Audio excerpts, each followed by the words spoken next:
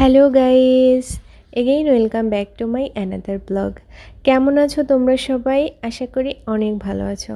তো অন্যান্য দিনের মতো আজকের ব্লগটাও কিন্তু আমি খুব সকাল থেকে শুরু করলাম। তো ব্লগটি দেখতে থাকো, আশা করি তোমাদের সবার কাছে অনেক বেশি ভালো লাগবে। সবাইকে গুড মর্নিং। আমরা আজকের ব্লগটা শুরু করছি অনেক সকাল থেকে। এখন সকাল 5:30টার মতো বাজে।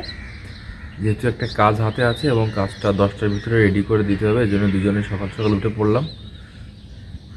সবাই আমাদের সাথেই থাকবেন। আমরা সারাদিনে যা কিছু করবো সব কিছু আমাদের সাথে শেয়ার করবো। আমি বলতে পারি, আমরা যারা বেশ কিছু বছর ধরে খুলনাতে আছি, তারা খুলনা ছাড়া অন্য কোনো শহরে গিয়ে এভাবে থাকতে পারবো না। কারণ খুলনা হচ্ছে অন্যরকম একটা শান্তির শহর। এখানে যারা থেকেছে বা যারা থাকে তারাই জানে। আর এটা হচ্ছে আমাদের সকালের খুলনা, একদম শান্ত, স্নিগ্ধ।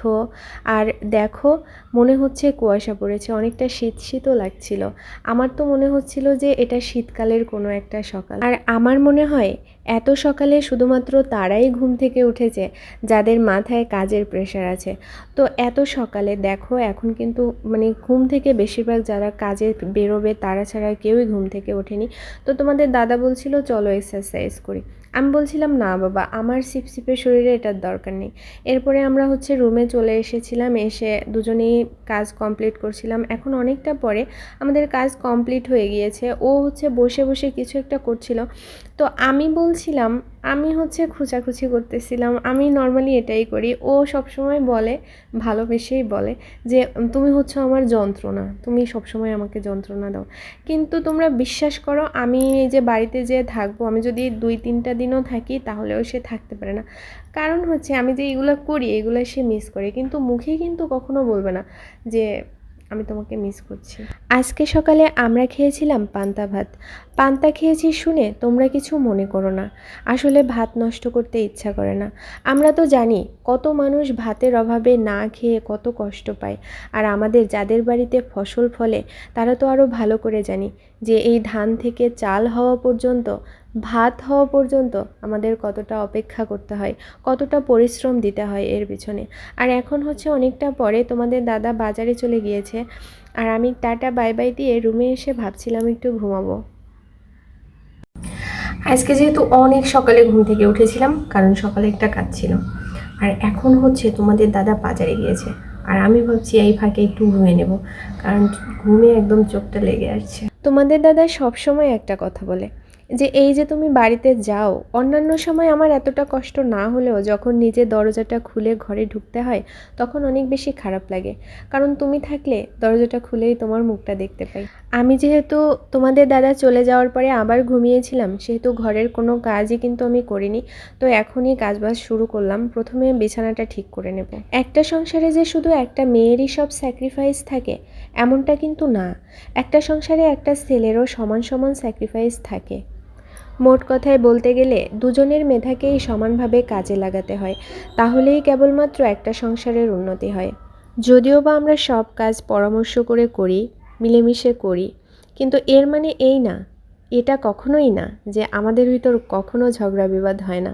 অবশ্যই কিন্তু আমাদের সংসারে আমাদের ভিতরে ঝগড়া বিবাদ হয়, কিন্তু আমাদের ঝগড়া বিবাদ বেশি সময় স্টে করে না। আমাদের সবার জীবনেই কিন্তু একটা কমফোর্টেবল জোন থাকা খুবই দরকার। আর আমার জীবনে আমার সেই কমফোর্টেবল জোন হচ্ছে আমার হাজব্যান্ড, যার কাছে আমাকে কোনো ফর্মালিটি দেখাতে হয় না। কমফোর্টেবল জোনের কথা কেন বললাম? আসলে আমাদের সবার জীবনেই এমন একটা জায়গা থাকা উচিত যেখানে আমরা প্রাণ খুলে কথা বলতে পারি। কোনো কথা বলার জন্য আমাদেরকে চিন্তা ভাবনা করতে হয় না। আর এই যে যেটা দেখতে পাচ্ছ, এটা হচ্ছে তোমাদের দাদার প্র্যাকটিস প্যাড, মানে এটাতে প্র্যাকটিস করে। আর আমাদের ঘরটা কিন্তু আমরা দুজনেই গোছাই, আবার দুজনেই এলোমেলো করি। এখন দেখছো না আমাদের ঘরটা কত আলো? সবসময় কিন্তু আমাদের ঘরে এরকম আলো থাকে। ভালো মন্দ মিলেমিশেই কিন্তু মানুষের জীবন। আমার যে সব কিছু ভালো এটা কিন্তু আমি গ্যারান্টি দিয়ে বলতে পারি না। আবার আমার চারপাশে যারা আছে তাদের ভিতরেও যে খারাপ কোনো কিছু নেই এটাও কিন্তু আমি বলতে পারি না। তো তো আমি যখন আমার আশেপাশের সব কিছুর মানে আশেপাশে কোনো কিছুর ভিতরে ভালো কিছু দেখি, তখন কিন্তু চেষ্টা করি সেই ভালো জিনিসটা গ্রহণ করার জন্য। আর এখন আমি যে প্রসেসে কড়াইটা পরিষ্কার করছিলাম, এটা কিন্তু আমি একটা আপুর ব্লগ দেখে শিখেছি। তো এই প্রসেসে আমি এর আগেও বেশ কয়েকবার কড়াই পরিষ্কার করেছি। এভাবে কিন্তু অনেক ভালো এবং অল্প সময়ে কড়াই পরিষ্কার করে নেওয়া যায়। তো এরপরে তোমাদের দাদা বাসায় আসার পথে কিন্তু মাছ নিয়ে এসেছিল। আপনার একটু দেবো খাই আসেন নাই না কেন?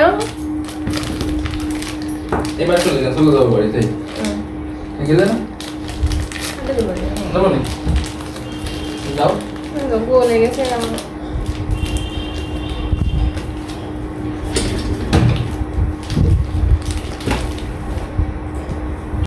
লোকে বলে না যে গোয়াল ঘরের পাশে যে ঘাস থাকে সেই ঘাস গরুতে খায় না। তো আমাদেরও কিন্তু সেই একই রকম অবস্থা। আমাদের বাড়িতে যেহেতু মাছ চাষ হয়, সেহেতু আমাদের কিন্তু ঘেরে চাষ করা কোনো মাছই খেতে ভালো লাগে না। এই জন্য তোমরা বেশিরভাগ সময় খেয়াল করলে দেখতে পারবে যে আমরা সাগরের মাছগুলোই বেশি খেয়ে থাকি, সে বাসায় হোক কিংবা বাড়িতে। আমরা মানে সাগরের মাছগুলোই বেশি পছন্দ করে খাই। এজন্য কিন্তু এই মাছগুলোই বেশি কেনা হয়। তো আমি এদিকে আগে রান্নাটা সেরে নেব, তারপরে হচ্ছে ঘরের কাজবাজ গুছিয়ে নেব। আর বিকালবেলা আমরা ঘুরতেও যাব। কাজ ছোট হোক বড় হোক, মিলেমিশে করলে কিন্তু কষ্ট অনেক কমে যায়। তো আমার এইখানে বাসায়, বাড়িতে তো আমরা 9 জন, কিন্তু বাসায় যেহেতু আমরা 2 জন থাকি, আমরা দুজন কিন্তু যথেষ্ট একে অপরকে সাপোর্ট করি। চেষ্টা করি যাতে একজনের কষ্ট হয় অন্যজন বসে থাকি, এরকম আমাদের ভিতরে কখনোই হয় না। তো এখনই তোমরা দেখতে পেলে যে তোমাদের দাদার সবজি কাটছিল, আর আমি এদিক থেকে ঘরদোর মুছে স্নান টান করে রান্না বাড়া সব কিছু কিন্তু কমপ্লিট করে নিয়েছিলাম। আর এখন হচ্ছে দেখো রান্না টান্না শেষ। আজকে রান্না করেছিলাম হচ্ছে ঝিঙে দিয়ে মাছের ঝোল, আর হচ্ছে ঢ্যাঁড়স ভাজি করেছিলাম। ঢ্যাঁড়স ভাজি কিন্তু আমার অনেক পছন্দের, সাথে মাছ ভাজিও ছিল। তো আমার মতো তোমরা কে কে ঢ্যাঁড়স ভাজি খেতে পছন্দ করো বলো তো? আর আমরা যখন ভাত খাই, আমরা কিন্তু দুজনেই একসাথে ভাত খাই, একজন অন্যজনকে রেখে ভাত খেয়েছি এরকমটা খুব কমই হয়। তো আর ভাত খেতে বসলে আমরা এই একটা প্লেটেই বেশিরভাগ সময় ভাত খাই, কারণ তোমাদের দাদা বেশ সুন্দর করে ভাত মাখে, আর মাখানো ভাত খেতে আমার অনেক বেশি ভালো লাগে। তো আমরা খেতে খেতে অনেক গল্প করি, অনেক সময় কার্টুন ভিডিও দেখি। আমি কিন্তু গোপাল ভাঁড় দেখতে অনেক পছন্দ করি। তোমরা কে কে বলো তো আমার মতো গোপাল ভাঁড় দেখতে পছন্দ করো? তো এই যে ভাত মেখে বলতেছিল এটা হয়েছে ওটা হয়েছে লবণ হয়েছে না, ভালো লাগতেছিল, এই জন্য সবগুলো ভাত চলো মেখে নিই, অনেক ভালো লাগছে চলো সবগুলো ভাত মেখে নিই। কিন্তু মূলত কি হয়েছিল জানো? হয়েছিল কি, ঝাল অনেক বেশি হয়ে গেছিলো। এবার আমি তো খেতে পারবো না, তাই জন্য হচ্ছে বেশি করে ভাত মাখছিল যাতে ঝালটা কমে যায়। কিন্তু আমি খেয়ে দেখলাম যে আমার কান দিয়ে তো ধোঁয়া বেরিয়ে যাবে, অনেক ঝাল ছিল, আমি আসলে খেতেই পারছিলাম না। যেহেতু অনেক দিন বাড়িতে থেকে এসেছি, সেহেতু অনেকগুলো জামা কাপড় ধোয়ার ছিল, আর হচ্ছে এই জন্য আমি অল্প অল্প করে ধুচ্ছিলাম। একদিনে এতগুলো জামা কাপড় ধোয়া আসলে সম্ভব না, এই জন্য অল্প অল্প করে ধুয়ে দিচ্ছিলাম। আমি এর আগের দিনও বেশ কিছু জামা কাপড় পরিষ্কার করেছিলাম, আজকেও কিছু কিছু জামা কাপড় পরিষ্কার করে নিয়েছি। আর হচ্ছে যেহেতু বৃষ্টির সময় আর এখন রোদ দেখা যাচ্ছে, তো আর ভাবলাম কি রোদ যখন আছে তখন ধুয়ে দিয়ে অল্প সময় শুকিয়ে যাবে। আর তোমরা এই যে বেডশিটটা দেখতে পাচ্ছ, এটা আমরা বয়রা বাজার থেকে নিয়েছিলাম। বেডশিটটা অনেক সুন্দর, এতে অনেক সুন্দর সিনারি আছে, এর এই সিনারিটা দেখেই কিন্তু বেডশিটটা নিয়েছিলাম। তো তোমাদের দাদা বলছিল যে একটু উঁচু করো, সবাইকে একটু দেখাই, এজন্য হচ্ছে আমি উঁচু করছিলাম। তো ভালো বোঝা যাচ্ছে না, পরে কিন্তু কোনো এক সময় তোমাদেরকে দেখাবো যে এই বেডশিটটা কতটা সুন্দর। আমি সবগুলো জামা কাপড় হচ্ছে মেনে নিচ্ছিলাম, তোমাদের দাদা ভিডিও করছিল। তোমাদের দাদাই তো আমার ভিডিও করে দেবে, বলো তোমাদের দাদা ছাড়া আর কে করে দেবে ভিডিও?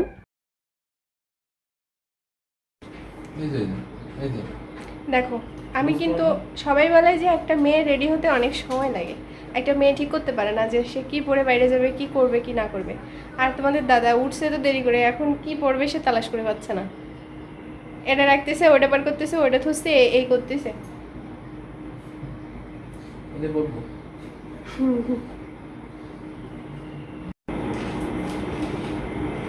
মুড়ি খেতে মজা, মুড়ি খাও চাপায়। শেষে আমরা রেডি হয়ে বেরিয়ে পড়লাম। তো বেরিয়ে তো পড়লাম, এখন ভাবছিলাম যে যাব কোথায়, আসলে কোথায় যাওয়া যায়। আর আমাদের হাতেও যেহেতু অনেক বেশি সময় ছিল না, অনেক বেশি সময় নিয়ে আমরা বের হইনি, তাই হঠাৎ করে মাথায় এলো যে আমাদের বাসার কাছেই সুন্দর একটা লেক আছে, আমরা ওখানে যেতে পারি।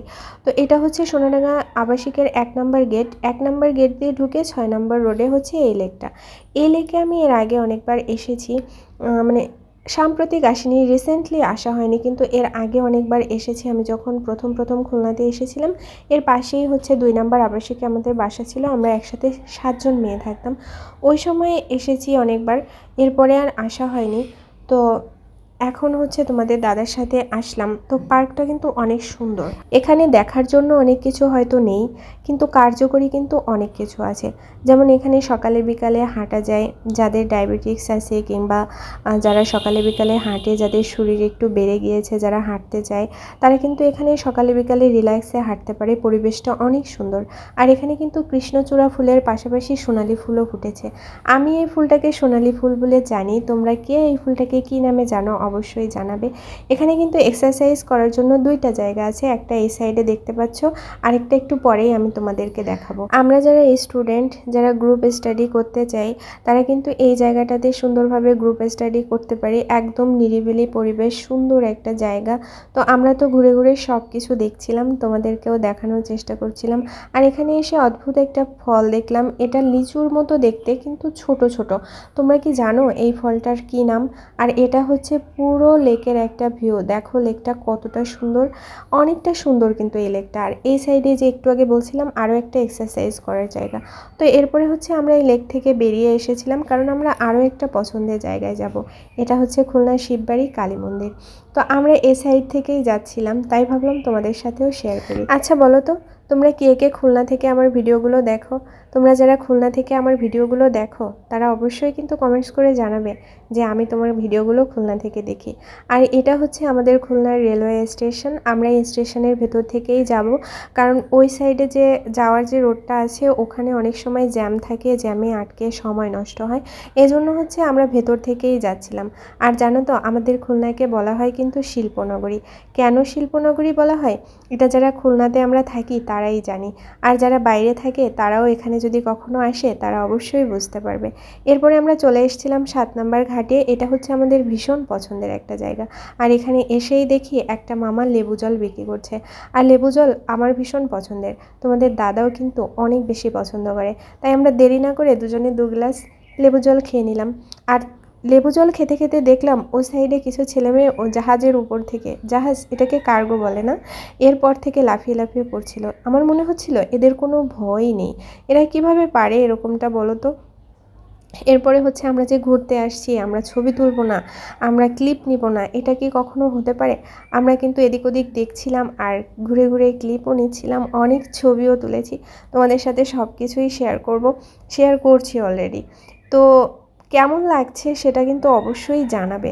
আর এরপরে আমরা চলে গিয়েছিলাম বয়রাতে। বয়রা বাজারে আমাদের খুবই পছন্দের একটা পেয়ারা মাখা আছে, সেই পেয়ারা মাখা খেয়ে আমরা বাসায় চলে গিয়েছিলাম। আজকের ব্লগটা কিন্তু এই পর্যন্ত। ব্লগটা কেমন লাগলো অবশ্যই কমেন্টস করে জানাবে। যদি ভালো লাগে তাহলে অবশ্যই লাইক কমেন্টস ফলো করে পাশে থাকবে।